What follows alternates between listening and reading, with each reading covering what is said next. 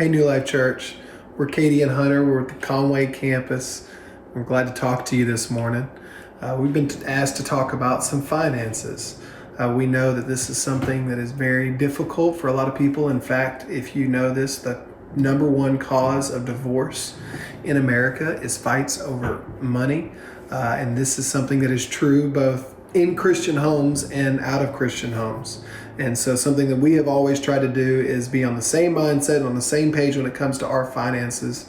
And we try to go to the Word of God when we're looking at this.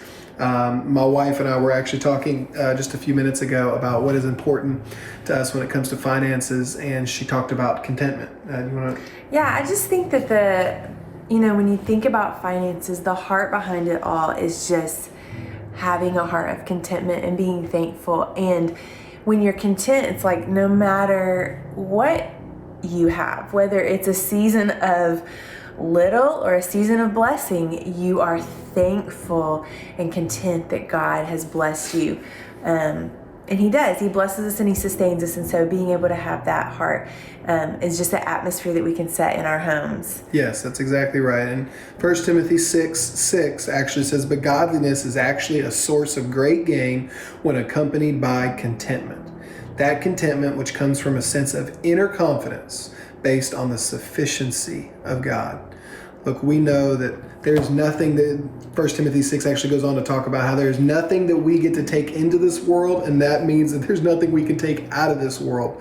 The only thing that should matter to us is our God and being completely confident in who He is and who we are not. And so I think there's some very practical ways that you can be on the same page with your finances with your spouse. One of the things that we talked about, I'm going to let my wife talk about in just a second, is just listing out some things that you are very thankful for right now to help be content. Yeah, we were just talking about just another way to develop that atmosphere of contentment in your home. And whether you are single or you have roommates or you're raising a family or maybe you're empty nesters, is just continuing to write down things that you're so thankful for, from the littlest thing to the big things that you've been praying for years. And that keeps your heart primed to be recognizing what God's doing in your life. Yes, and then just put some other safeguards in your life. Living below your means is obviously a big one. But my dad actually just talked about in this Week of the Family series, living on the 80-10-10 rule. There's some people that say it's actually the 75-15-10 rule.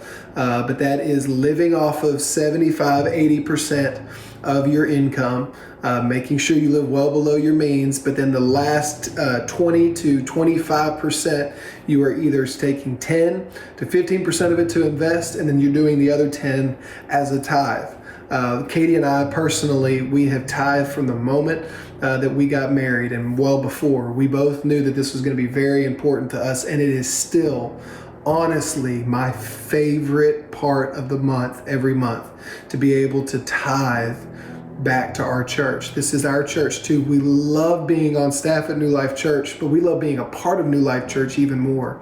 And that moment that I get to look at God and say, you know what, God, whatever you have given me, I'm giving you those first fruits. And knowing that we get to be on the same page with that sacrifice, us both being content with who we are, but also fully knowledgeable that our God is a bigger God than either one of us could ever be on our own. That is a favorite moment for us. Make sure you're spending some time together in prayer when you're talking about that. Don't just make the decision to tithe without talking to your spouse.